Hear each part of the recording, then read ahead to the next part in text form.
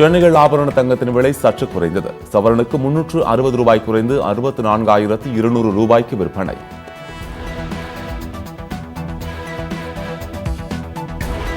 தமிழகம் முழுவதும் மாநகராட்சிகளில் 1 விழுக்காடு கூடுதல் அபராத சொத்து வரி உயர்வானது நிறுத்தி வைப்பு. சத்தியம் தொலைக்காட்சி சிறப்பு செய்திய தொகுப்பு எதிரொலியாக தமிழ்நாடு அரசு நடவடிக்கை.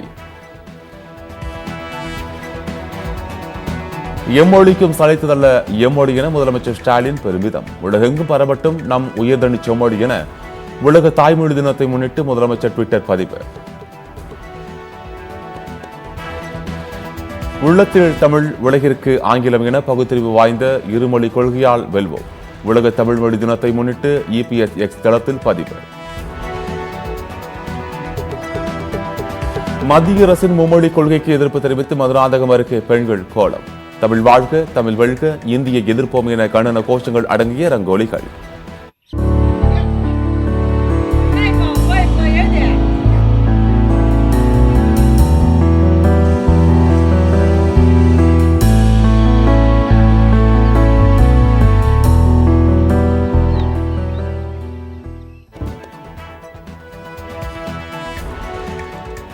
விழுப்புரம் மாவட்டம் திருவண்ணைநல்லூர் அருகே அமைச்சர் பொன்முடி மீது சேற்றை வீசிய வழக்கில் பாஜக பிரமுகர் கைது. தலைமறைவாக உள்ள மேலும் ஒருவருக்கு போலீசார் வலைவீச்சு.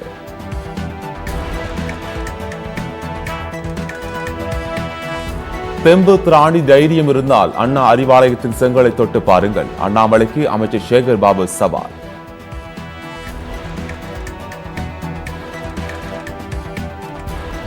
டெல்லி சட்டமன்ற தேர்தலில் பாஜகவின் பி டீமாக காங்கிரஸ் செயல்பட்டது.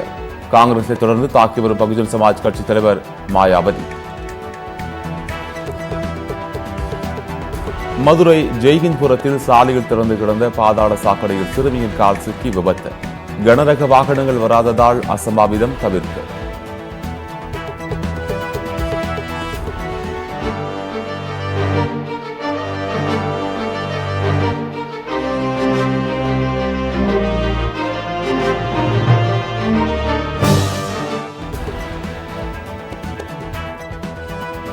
கள்ளக்குறிச்சி மாவட்டம் சங்கராபுரம் அருகே காதல் திருமணம் செய்து கொண்ட இளம் ஜோடிக்கு உறவினர்களுக்கு பயந்து தலைமறைவு.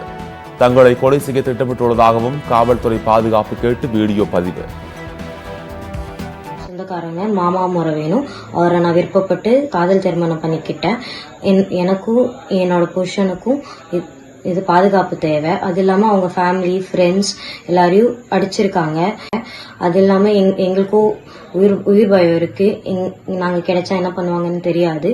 ஸோ அதனால நாங்க காவல் நிலையத்துக்கிட்ட எங்களை பாதுகாப்பு கொடுக்கறோம். சென்னையிலிருந்து ஜம்மு காஷ்மீருக்கு நேரடி விமான சேவை தொடக்கம். கோடைக்காலம் நெருங்குவதை அடுத்து ஏர் இந்தியா விமான நிறுவனம் அறிவிப்பு. பீகாரிலிருந்து விற்பனைக்காக திருப்பூருக்கு எடுத்து வரப்பட்ட பல லட்சம் மதிப்பிலான ஹெராயின் பறிமுதல். வணிக நிறுவனங்களில் பணிபுரியும் வட மாநிலத்தவர்களை குறிவைத்து எடுத்து வந்த 2 கைது. கன்னியாகுமரி மாவட்டம் இடைக்கோடு பேரூராட்சியில் டெண்டர் விவகாரத்தில் ஒப்பந்ததாரர்கள் கவுன்சிலரிடையே வாக்குவாதம். திடீர் தள்ளுமுள்ளு ஏற்பட்டு பொருட்களை சேதப்படுத்தியதால் 8 பேர் மீது வழக்கு பதிவு.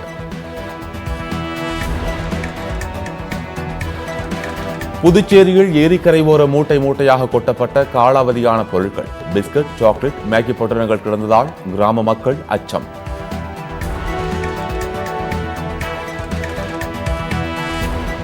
நெல்லையில் பேருந்துக்காக காத்திருந்த ஆசிரியை காரில் கடத்திச் சென்று பாலியல் தொல்லை. செல்போன் கடை உரிமையாளர் அதிரடி கைது.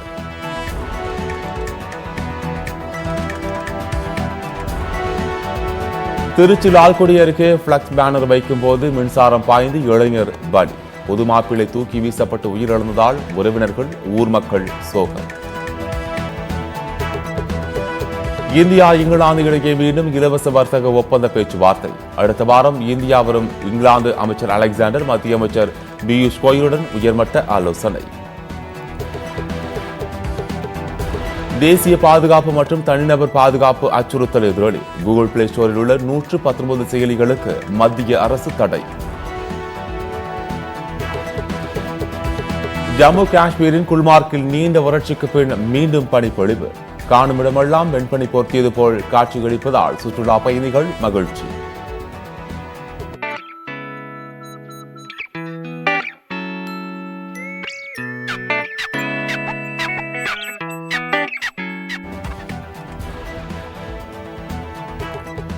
ஜோ பைடனின் ஆட்சி தொடர்ந்திருந்தால் மூன்றாம் உலகப் போர் ஏற்பட்டிருக்கும். உக்ரைன் ரஷ்யா போரை வளர்த்ததே பைடன் தான் என டொனால்ட் ட்ரம்ப் பரபரப்பு குற்றச்சாட்டு. சாம்பியன்ஸ் டிராபி தொடரின் இன்றைய போட்டியில் தென்னாப்பிரிக்கா ஆப்கானிஸ்தான் அணிகள் மோதல். பலம் வாய்ந்த தென்னாப்பிரிக்கா அணிக்கு ஷாக் கொடுக்குமா ஆப்கான் அணி? சென்னை சூப்பர் கிங்ஸ் அணியில் மீண்டும் இணையும் முன்னாள் ஆல்ரவுண்டர் சுரேஷ் ரெய்னா. ஃபீல்டிங் பயிற்சியாளராக சுரேஷ் ரெய்னா. கிரிக்கெட்டில் இதுபோன்று நடப்பது இயல்புதான். ஹாட்ரிக் வாய்ப்பு பறிபோனது குறித்து மனம் திறந்த இந்திய வீரர் அக்ஷர் பட்டேல்.